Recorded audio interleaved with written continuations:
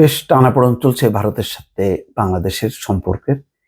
এর মাঝে একটি সুখবর এসছে।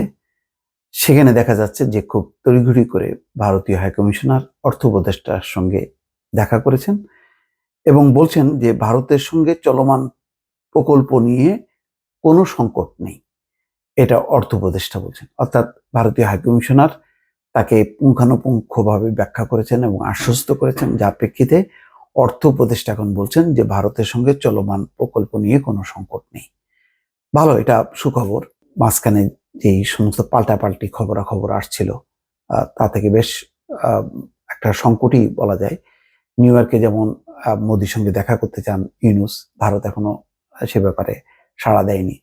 এর মধ্যে সীমান্তে স্বর্ণা দাস এবং আরো একজন কিশোরের মৃত্যু ঘটেছে, সেখানেও বাংলাদেশ ক্ষুব্ধ, প্রতিবাদ জানিয়েছে এবং আবারও প্রতিবাদ জানানোর প্রস্তুতি নিচ্ছে। তারপরে ভারতের যে একমুখী নীতি বাংলাদেশের ব্যাপারে, শুধু আওয়ামী লীগ কেন্দ্রিক, সেটার সমালোচনা করেছেন ডক্টর ইউনূস, তাতেও ভারত ক্ষুব্ধ হয়েছে। শেখ হাসিনাকে দেশে ফেরত পাঠানো এবং বিচারের সম্মুখীন হতে হবে, এমন বক্তব্যও ভারত একটু অস্বস্তির মধ্যে আছে।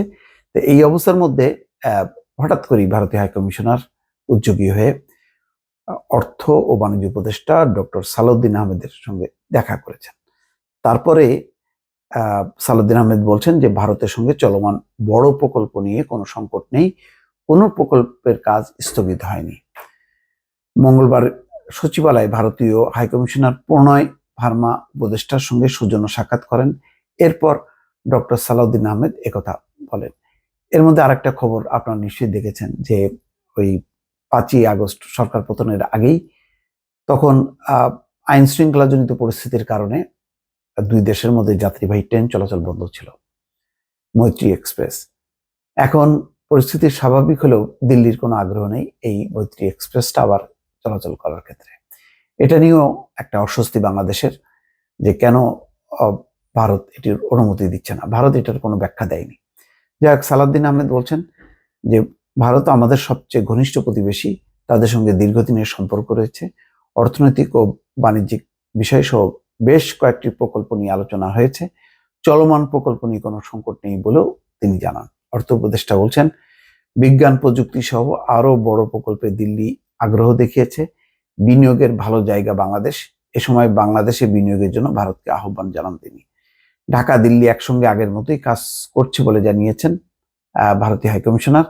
তিনি বলেন, ভারতের সঙ্গে চলমান কোনো প্রকল্প স্থগিত হয়নি। বিজ্ঞান প্রযুক্তি সহ বেশ কিছু বড় প্রকল্পে কাজ করা নিয়ে আলোচনা হয়েছে।